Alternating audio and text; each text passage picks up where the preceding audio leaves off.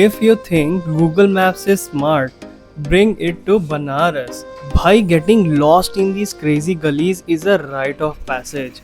But that's the best part because the chaos leads you straight to the food. मैं तो सच बताऊं तो यहाँ टमाटर चाट और कुल्हड़ चाय के लिए आया था.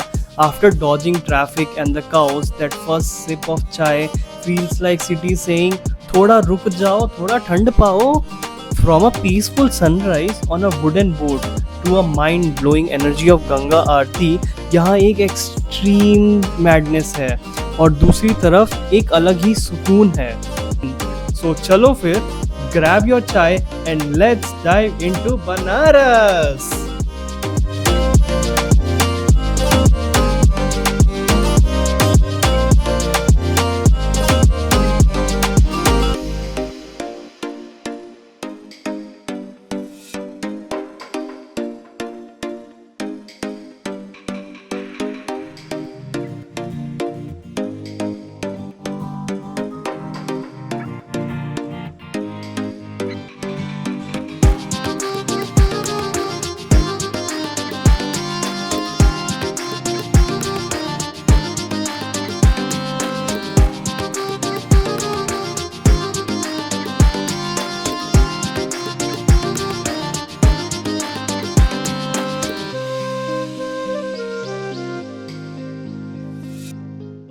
तो फाइनली अब मैं आ गया हूँ बनारस के रेलवे स्टेशन पहुँच गया और वंदे भारत ट्रेन से निकल रहा हूँ. अच्छा एक्सपीरियंस था.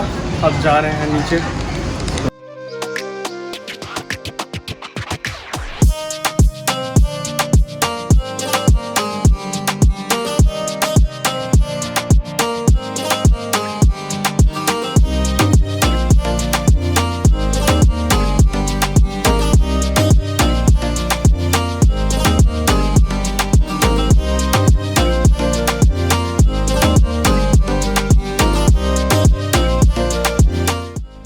Watching Banaras from the river is completely different experience.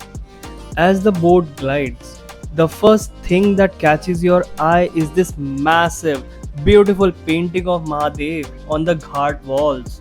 ऐसा लगता है जैसे Shiv himself is watching over this timeless city. From the water, the architecture looks incredible. You see these endless steps, ancient temples, and centuries of history just standing tall next to each other. हर एक घाट की अपनी एक अलग ही कहानी है. It's so peaceful out here, but as you move forward, the breeze changes. The quiet fades, and you see the heavy smoke rising in the distance. This is Manikarnika Ghat.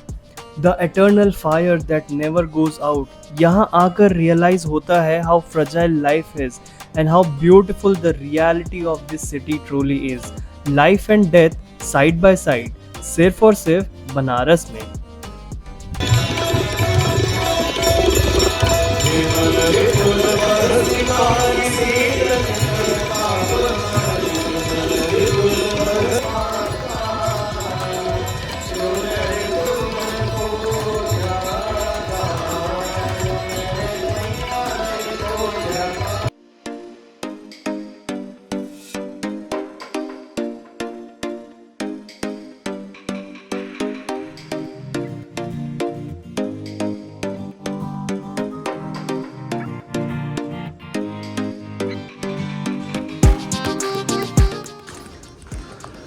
गलियाँ एकदम सन्नाटे वाली हैं क्योंकि अभी 12 बज रहे हैं, कोई नहीं है. बनारस की गलियाँ कुछ अलग ही कहती हैं. अभी मैं काल भैरव के दर्शन करके आया. It was an insane experience. बहुत एकदम अलग वाइब थी, बहुत अलग अलग फीलिंग्स आ रही थी. लेकिन विश्वनाथ जी के टेम्पल जाने से पहले काल भैरव का टेम्पल जाना चाहिए क्योंकि वो काल भैरव काशी कोतवाल जाने जाते हैं, इसीलिए पहले वहाँ जाना चाहिए. तो मैं काल भैरव जाके आ गया हूँ. अब मैं जाऊँगा काशी विश्वनाथ टेम्पल और अभी 12 बज रहे हैं.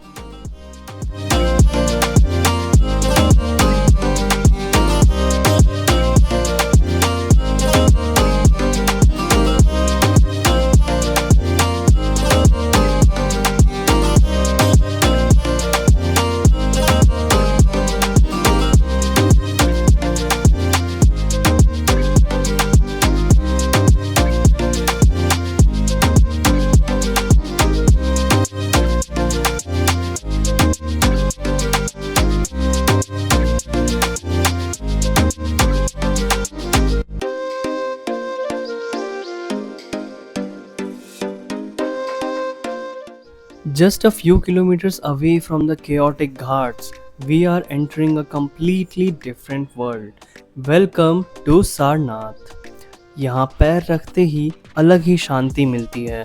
As you walk in, you are instantly surrounded by these massive sprawling units of ancient monasteries. It feels like exploring a giant maze of history. हर एक पत्थर, हर एक दीवार tells a story of time when monks from all over the world gathered here to meditate. Looking at how these foundations survive centuries is just insane. But then you look up and there it is, the mighty Dhamek Stupa. भाई ये कोई आम structure नहीं है. This huge tower marks the exact spot where Lord Buddha gave his very first sermon over 2500 years ago. Standing right next to it and looking at the intricate stone carving is mind blowing. If the ghats show you the intense rhythm of life, Sarnath gives you the ultimate peace, pure soul, and soothing vibes.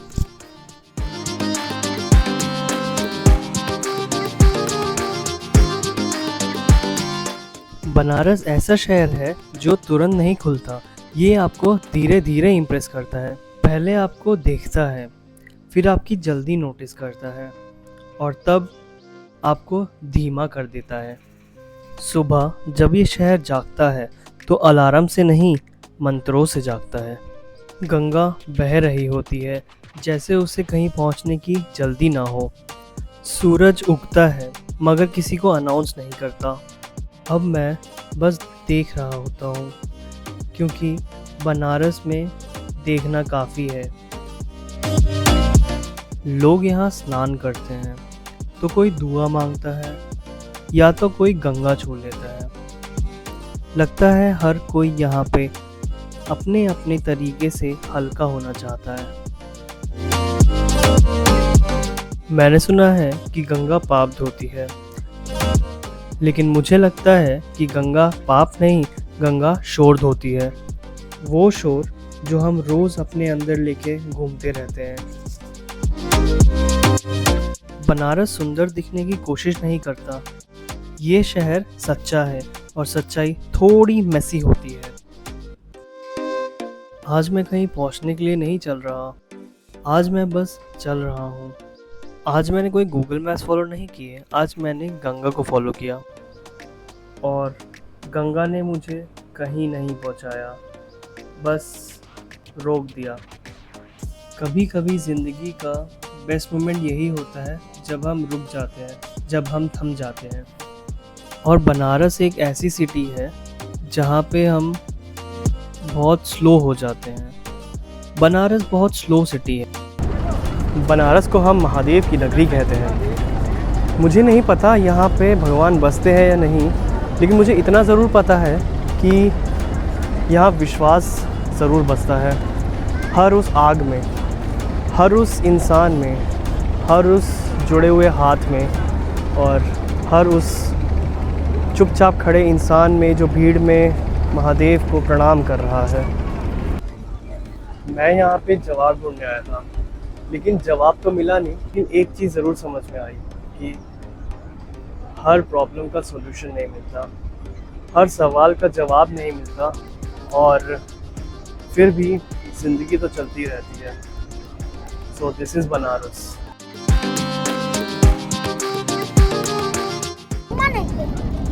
चश्मा नहीं पहने थे तो हम कहाँ थे? आपके सपने में आए होंगे तो घाट पर. अच्छा.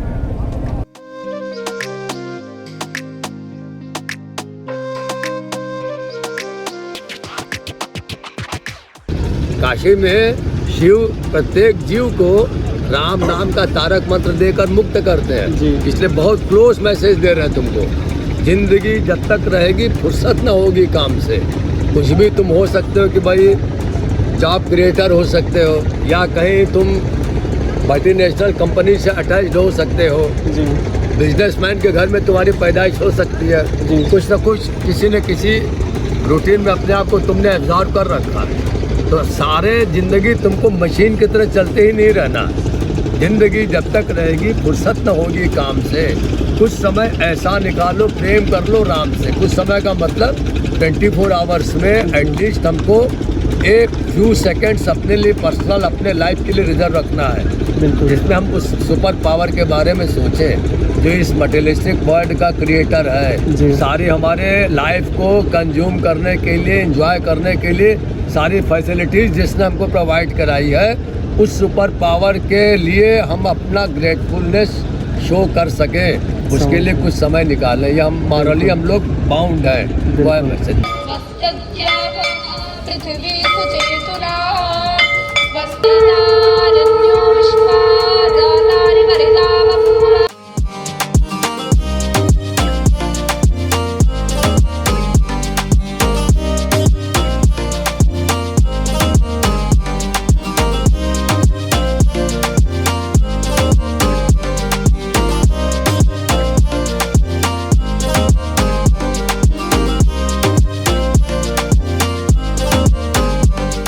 बनारस ने मुझे कुछ नया नहीं सिखाया, बल्कि कुछ पुरानी बातें याद दिला दी कि सब कुछ टेम्पररी है, प्रॉब्लम्स भी हैं, सॉल्यूशंस भी हैं। बेसिकली ज़िंदगी तो चलती रहेगी, बस उसे जीना सिखा दिया।